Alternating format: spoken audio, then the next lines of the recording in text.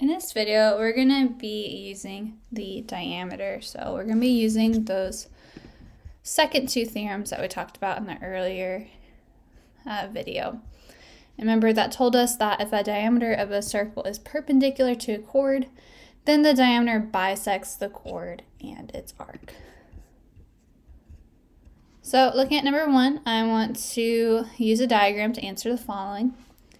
Here I notice that I do have my diameter JL is perpendicular to my chord HK, and I know that because of this right angle that's right here. And so we learned from our theorem that that means that it is the perpendicular bisector, and so it's bisecting HK and arc HK. So that means that HN is congruent to NK, and my arc HJ is congruent to my arc JK. So the first part asked me to find HK, so I want to find my whole diameter.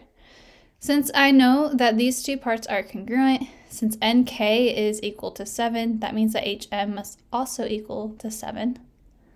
So that means that HK is just equal to twice that diameter, or twice that radius, so 2 times 7, or 7 plus 7. Which is equal to 14.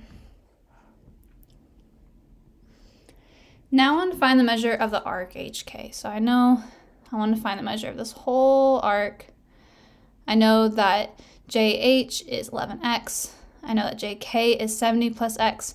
And I do know these are congruent, so I can go ahead and find the measure of x first, or the value of x. So I can set 11x equal to 70 plus x, since I know those arcs are congruent. And then solve for x from there.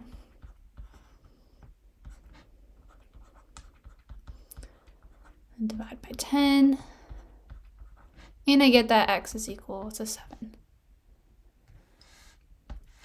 And so since these two are congruent, I know then that the measure of HK, arc HK, is just going to equal to twice the measure of any of these two. So let's just go with arc JH.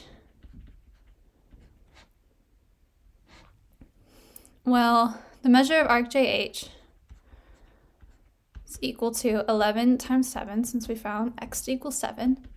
So it's going to be 77 degrees. So that means the measure of HK is going to be twice that. It's going to be 2 times 77.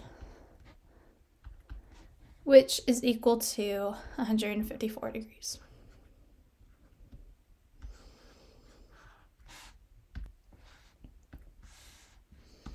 Okay, let's try another one like that. So here, I want to use a diagram to answer the following. So first, I notice that I have my diameter BD is perpendicular to my chord CE. And so that's going to tell me two different things. First, I know that CF is congruent to FE. So I know that FE is also going to be equal to 5 then. And I know that arc CD is congruent to arc DE. So the first one asked me to find CE. So I want to find that whole chord. And so I see that's just going to be twice 5. So that means that CE is going to equal to 10. Next, I want to find the measure of arc CE. So I need to first find the value of x. Since I know these arcs are congruent, that means that 9x is going to equal to 80 minus x. And I'll solve for x from there. So add x to both sides. And I get 10x is equal to 80. Then I'll divide both sides by 10. And I get that x is equal to 8. So I know that my measure of this whole arc CE is going to be twice the measure of either DE or CD. So I just need to plug in 8 to either one of these. I'm going to go ahead and plug it into CD just because it's a little bit quicker.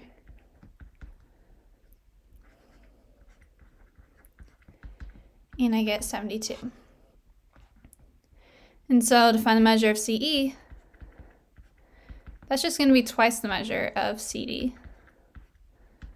So 2 times 72, and I get 144 degrees.